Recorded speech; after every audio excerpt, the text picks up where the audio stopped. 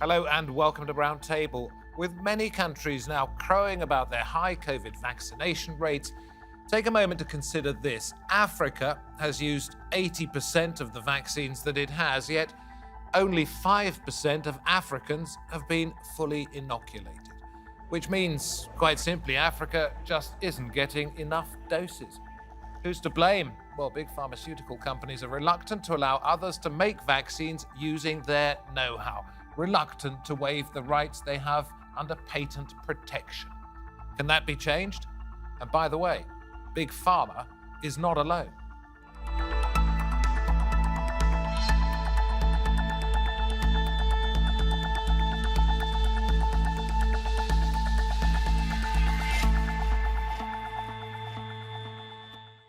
Good to have your company. I'm David Foster. Yes, big pharma is not alone. The European Union says it really wants to help, so you might think it would be right behind the idea of patent waivers, what are called TRIPS. But there are countries among the 27 blocking the idea. We have with us one member of the European Parliament trying to turn that around, and we head to Africa ahead of a crucial meeting in Rwanda designed to put pressure on the European Union. European and African foreign ministers are meeting in Kigali. Global vaccine distribution is expected to be high on the agenda, with African countries seeking EU help on waiving vaccine patents to combat the pandemic. The World Health Organization has reported the COVID-19 pandemic will go on for a year longer than it needs to because poorer countries are not getting vaccines. It's outrageous, causing people to die unnecessarily. There's absolutely no way to sugarcoat this. We shouldn't. We should be screaming from the rooftop, and every single person who has a role to play here to fight for vaccine equity should. So when will poor African countries receive the COVID-19 vaccines they need? Well, we're going to have to wait and see whether that meeting in Rwanda does actually bring forth anything of benefit for the people of the continent of Africa. More than 50 countries, 1.2 billion people. Let's get the conversation going here today. Now joining us out of Cape Town, we have Fatima Hassan, founder of the Health Justice Initiative. We go to Strasbourg in France, and there we see Kathleen Van Brempt, member of the European Parliament for Belgium, and Belgium does come into this conversation, so Kathleen, I'll be asking you about that. And in London, Luke McDonagh, Assistant Professor of Law at the London School of Economics. I'm going to start this programme with some comments and figures from the WHO COVID team, sounding pretty exasperated at the end of last week. This is Mike Ryan. He pointed out that high-income countries have got 133 doses per 100 people. Low income, 4 doses per 100. Europe, 54% of the population is fully inoculated. North America, 50% of the population. In Africa, it is 5.2%, and that is out of 1.2 billion people. So just over 60 million people fully vaccinated, which is only slightly more than the figure for Germany. Fatima, let me ask you this. I know it's not just about the TRIPS waivers. There are other things which we will talk about when it comes to getting doses to Africa. But with these patents, if that problem was lifted, could Africa look after itself in a relatively short space of time when it comes to doses?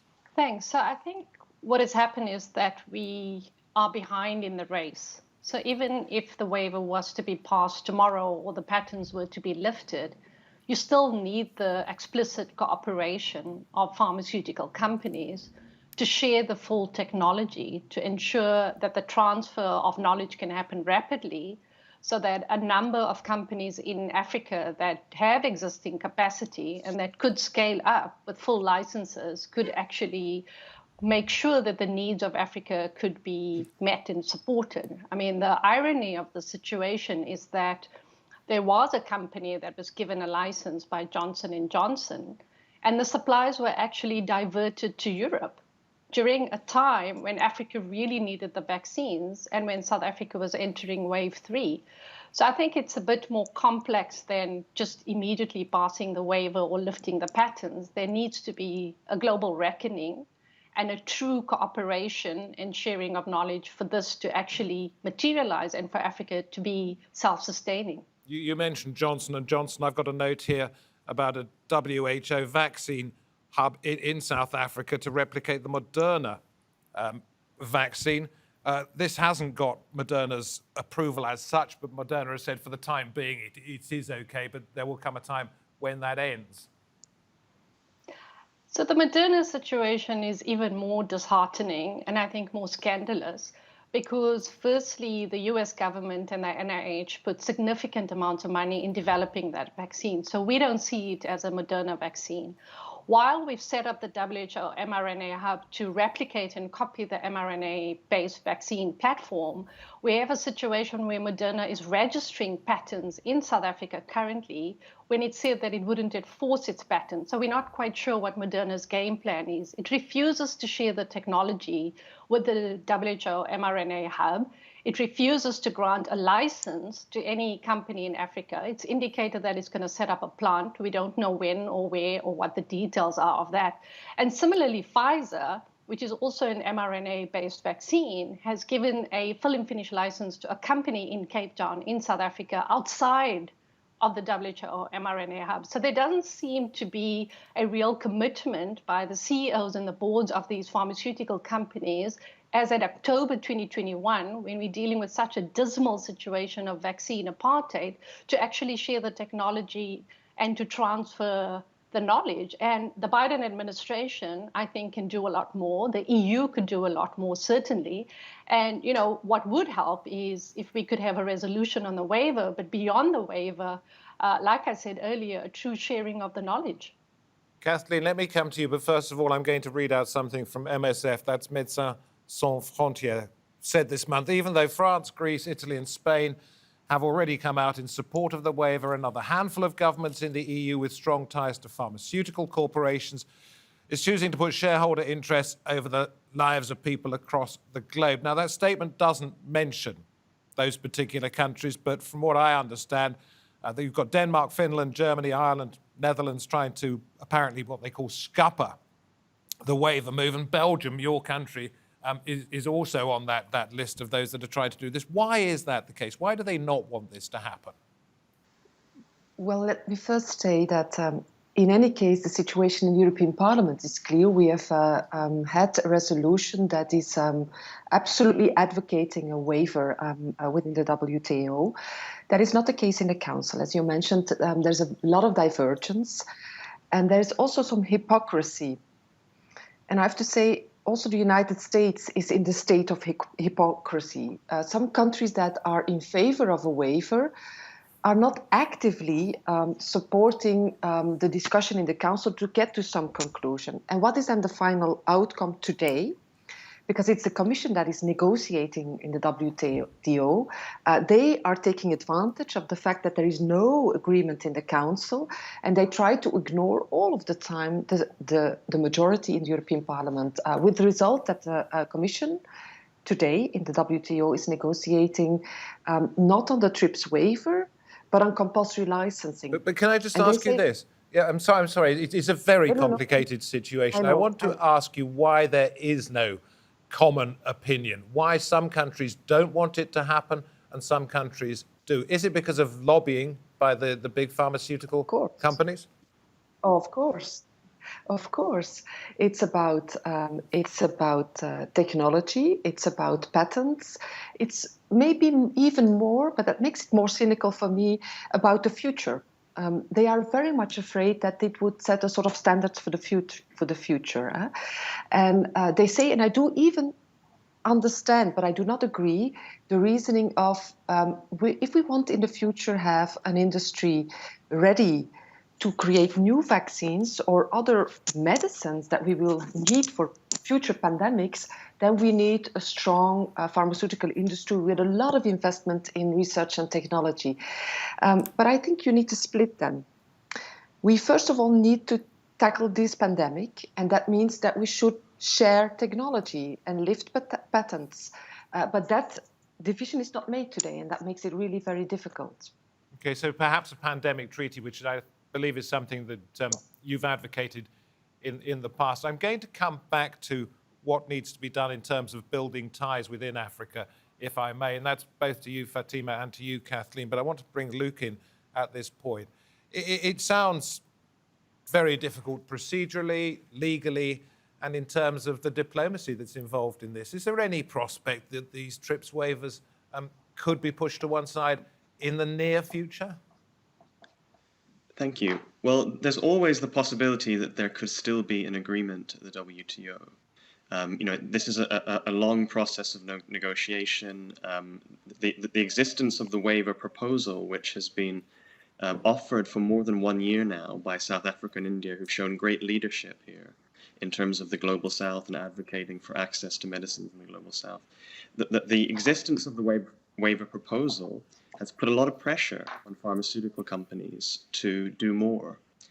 And we wouldn't be now talking about putting pressure on Moderna to share its technology if we didn't have the lever available that we may see a waiver of intellectual property. So, at the moment, we don't have an immediate prospect of it passing at the WTO, but there's no doubt that the pharma companies are very worried about it. And over the summer, BioNTech and Pfizer agreed to a technology transfer relationship with BioVac in South Africa, in part in response to the waiver, almost saying, let's not have a waiver, instead let's voluntarily share our technology. And we've seen AstraZeneca voluntarily sharing its technology with the Serum Institute of India. But of course, that doesn't go far enough. And as Fatima has said, we've seen this before. Fatima and other activists are veterans of the HIV/AIDS crisis, and we're seeing the same excuses play out again and again. That if we pass a waiver, this will stifle innovation or take away the incentive to commit funds to R&D. When in fact, in this situation, as is often the case in very expensive medical research, the public has actually spent most of the money in developing these vaccines. In particular, Moderna, as has already been said, is mostly funded by the US government, and the AstraZeneca vaccine was developed using UK public money at a UK institution, Oxford University. So it's a much more complicated story in terms of, as Kathleen said, we've got companies saying, if you have a waiver, we won't be ready for the next pandemic. Well, this is an opportunity to rethink the way that we do public health. And we need to learn the lessons of this crisis. Thank you for now. In terms of access. I want to go back to you, Fatima, and Luke brought up the HIV problems that South Africa has seen, which has led to vaccine hesitancy. I'm going to suggest that might be because they have a fear of needles. I'm not entirely sure about that. But tell me your take on the fact that many Africans do not appear to want to have these vaccinations. So I would disagree with that. There's new evidence and data which actually shows that the levels of vaccine hesitancy in Europe and in parts of the US are actually higher than in Africa. Oh, really? And my colleagues and I have written a piece recently where we actually challenge these very, what we believe or what we call racist tropes, which was first, conveyed by the CEO of Pfizer to justify the lack of supplies. And we have argued that the issue in Africa is not vaccine hesitancy or an anti-vaxxer movement. It's actually a lack of supplies. And granted, there will be certain communities that won't want to take the vaccine, but I think that is an issue that the whole world is grappling with.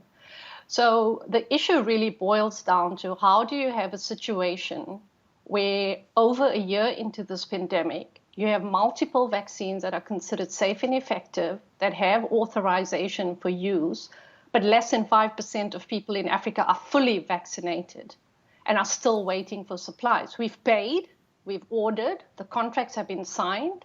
We were promised donations. We were promised supplies from COVAX. Most of the promises have actually not materialized. So I would, slightly push back on the vaccine hesitancy kind of justification because I think it allows Thank you for putting me straight people... on that. No, I really appreciate it. I had no idea. It was just something, as you say, I wasn't intending any racist trope there, but I mean, it's something that I've heard many, many times, and I thought I'd put it to you, but you cleared that one up. I want to ask you about donations. Specifically from the European Union. I've got something before I come to you, Kathleen, from Ursula von der Leyen that we're going to play into the programme. But do you think donations could make a difference? More donations, Fatima? We've previously argued as part of the People's Vaccine Alliance as well that donations are not sustainable. We saw that in the HIV/AIDS crisis. What you want is a situation where you have multiple manufacturers in the pipeline, because donations are political, right? The Biden administration decides today that a few countries will get some supplies of Pfizer and other countries won't. So we benefited from a Pfizer donation while we also have a Pfizer contract, because we were still waiting for supplies from Johnson & Johnson. So it's a very complex issue. It's not sustainable. It's not transparent. And it basically depends on the whims of the company that's making the donations. On top of that, you have countries, when they met at the G7, they pledged a lot of donations and supplies that would go to lower income countries. Less than 20% of those pledges have actually been honored. I'm afraid we've seen that time and time again over the years when it comes to famines, earthquakes, droughts, pandemics. There's an awful lot of hot air, an awful lot of empty promises. Kathleen, I'm going to play this from Ursula von der Leyen, President of the European Commission. Team Europe is investing €1 billion to ramp up mRNA production capacity with Africa.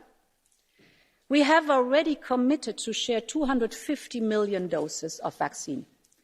I can announce today that the Commission will add a new donation of another 200 million doses until the middle of next year. This is an investment in solidarity, and it is an investment also in global health. So, Kathleen, she talks there about donations, and she also talks about investment. What more do you think the European Union should do? Well, first of all, I agree with the reasoning of Fatima, but I would not argue against donation at this stage. Everything that can help vaccination levels in Africa and other parts of the world, we should do. There should be no taboos, and it should all go in the same direction. Having said that, there's been huge pledges coming from the European Union, both the Commission as the Member States. First of all, these pledges are not enough. By the end of the year, we will have a lot of doses in extra in the European Union, and they would fall. They would not be useful in the European Union anymore. So if we would just ramp up very quickly that donations, it would be helpful, but it's not happening. There's a lot of bottlenecks, and it goes way too slow. Second, it is, and that also connects to the waiver, but it's not only the waiver. I see a form of, it's difficult to use the word, but I see a form of colonialism when it comes to, it's a little bit the same with what Fatima said about the hesitancy on the vaccination. I see a form of typical European thinking that in Africa it's not possible to have decent, good production sites for a very high technology like the mRNA technology. And I know for a fact that is crap. And I think we need to change the mindsets in Europe on how we think about it now, but also for the future. And in that sense, I agree very much with what Fatima said. It's high time that a continent like Africa has the full capacity to produce its own medicines, its own vaccines, and of course with the support of the technologies that are in place and that will be invented in the future. And in that sense, already mentioned it, I would really want to argue for a very good pandemic treaty with a very good and solid trade part in it, where we agree on how to deal with technologies and patents in pandemias. A vaccine as a public good is not just blah, blah. It should be, put into a treaty as a solid legal base for the future. Okay. Luke, you mentioned South Africa and India coming into this. There are other countries who have a growing interest, an ongoing interest in Africa, in a number of different countries. We could talk about China, we could talk about Russia. The president of Turkey has just done a whirlwind trip of Angola, Nigeria, and Togo. There are opportunities there to build ties with countries that go beyond the pandemic. Is that opportunity going to be taken? Well, I certainly hope so. And as I've said, there are some slow steps being taken to cooperate with companies in places like South Africa. There's obviously quite a lot of cooperation with Indian pharmaceutical companies. And I think that, one thing that has to come out of this is we need to fulfill the broken promise of the TRIPS agreement. And whether that happens through a waiver or whether that happens through a pandemic treaty, we need to make right something that we got wrong in the 90s. And at that point in the mid-90s, when the WTO was set up, a lot of countries like India and Brazil did not protect pharmaceutical patents. And they used that time to build up their own generic medicines industry. And that's why, for example, India now is a leading pharmaceutical manufacturer and has security of vaccine supply. We need to be looking at why hasn't that happened in the last 25 years? What we were told at the time of the agreement in 1994 and 1995 was that if you protect intellectual property rights, that will create incentives and will have great production and great technology transfer to the global south. Whereas in actual fact, what we've seen is protectionism from Western companies. And in this pandemic, if countries have hoarded doses, it's also true that companies have hoarded knowledge. And we need to find levers to put pressure on those companies to share that knowledge. We use the term vaccine equity because equity is wealth. It signifies wealth. Knowledge is a form of wealth, and we need to share the wealth in this respect. We can't go into the next emergency as ill-prepared as we were for this one. And, waivers of intellectual property can be very useful not only to if they're eventually put into practice, to give the freedom to operate for manufacturers. I'm going to have to stop you there because we're coming towards the end of the programme. I want to bring both our other guests in to say a couple of things. We've talked about vaccine waivers. We've talked about donations, all of which would be helpful, although I don't think you'd believe the donations would be as helpful as the other thing. What do you think needs to happen at this summit in Rwanda? The most immediate step that could alleviate the suffering and the deaths of African people? So I think the most immediate thing is, one, an apology to the continent of Africa for the hoarding of knowledge and the hoarding of supplies. And the second has to be an immediate diversion of supplies and guaranteed volumes for Africa. We're still waiting. These contracts need to be honored. And it's just simply unacceptable to tell Africa that you have to wait up until 2022 or 2023 to have sufficient supplies to vaccinate our people. And there has to be, the immediate lifting of all intellectual property barriers so that we can actually scale up manufacturing, irrespective of whether the manufacturing happens in Africa or Latin America or Asia. We're in a serious crisis, and that has to be addressed. Kathleen, you put out a tweet saying we can tackle this global pandemic, but to do so we need European leaders to strengthen international cooperation and solidarity with developing countries. The time to act is now. Are they doing anything that you've asked for there at the moment? Fortunately not. I have to say we have a vaccine contact group in Europe where we discuss the whole vaccine deployment. And we see that when it comes to our own production and helping out Europeans, European Commission did a wonderful job, I have to say. And they did a dreadful job when it comes to responsibility in the rest of the world. And what they don't seem to understand is that it is also in the interest of Europe. First of all, we have all these mutations, and the pandemic will only end if we can end it everywhere. And second, we need a close, equal cooperation with a continent like Africa. We need to be partners. I need to give you that example. In Morocco, a country very close to Europe, a good partner of Europe, is building a production site for the vaccines.